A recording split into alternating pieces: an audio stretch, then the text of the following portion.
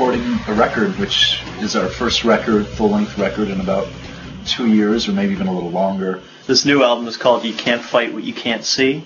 It's on Jade Tree, and we worked with Ted Nicely on it. He's the same person that we worked on Venus Looks Your Number One Baby, Cruise Yourself, and House of GVSB. Has 11 songs on it. Always have to have 11 songs on our albums. We're sort of getting back into the swing of things. We haven't been that active in the past couple of years, so things are kind of looking up for us. When we separated our relationship with Geffen Records, we sent out a mailing to let everybody know, and they were one of the first people that responded. You know, they're big fans of, like, the DC music scene, which is where we came from originally, even though we're a New York band now. As soon as it was announced that we no longer had a label, they kind of jumped on it. And then we looked at our option. We took a few months to consider our options, and then ultimately they were the best. They were the best choice. So we were happy to join up with them.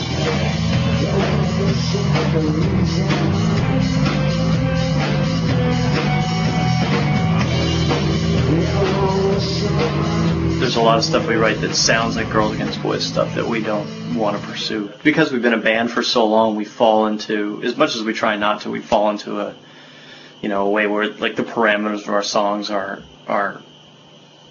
pretty limited in a way. You know, even though we're trying to bust out of that realm and everything, I think in the end we're sort of so used to writing songs the way we write them that I think that we try to innovate and try to make new stuff, but I'm not sure how far out of that we can truly get just because we've been doing it for so long. What becomes a Girls Against Boys song, it's really like we all have our input, and it's a collaboration. It's not like someone shows up and presents a song. People will bring probably riffs or ideas to whatever they're doing at that time. I don't think it's like someone comes up with a riff and it's like, oh, this is going to be a GVSB hit, because we don't like, it's not like one person writes the songs. It's like the riff is always just the very beginning of a songwriting process.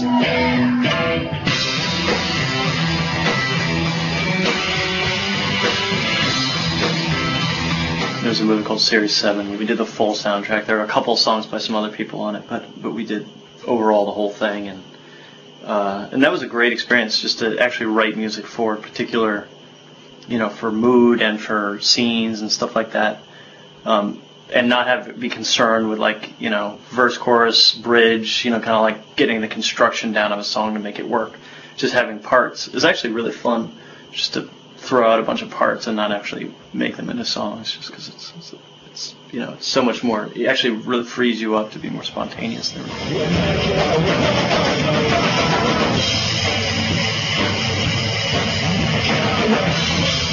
The whole do-it-yourself mentality, but not even really in a punk rock sense, as much as just like you look at what's happening with mainstream culture, whether it's music or film or books or whatever, and to us, being people who have made music and stuff, it doesn't always look so exciting when you look at what's on MTV, or just mainstream culture can be just so boring and bland. And we grew up in a community that taught us, like, you want to do something, just go ahead and do it.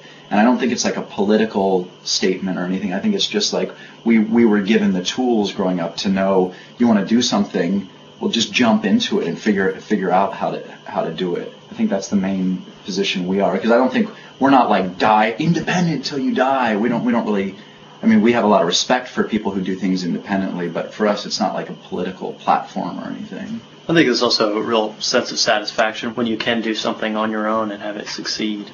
In a lot of ways, it's much more satisfying than to work for a company or something and do it through the company. It doesn't feel like you've done it. It's so it's a little more satisfying.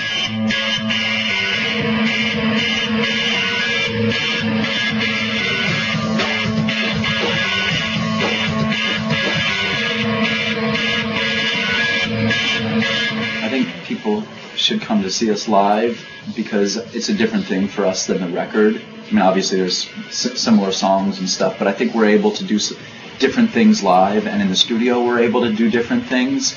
And I think that we as a band try to maximize it on both levels to take advantage of those two different environments. So I guess my thing is people should come see us live.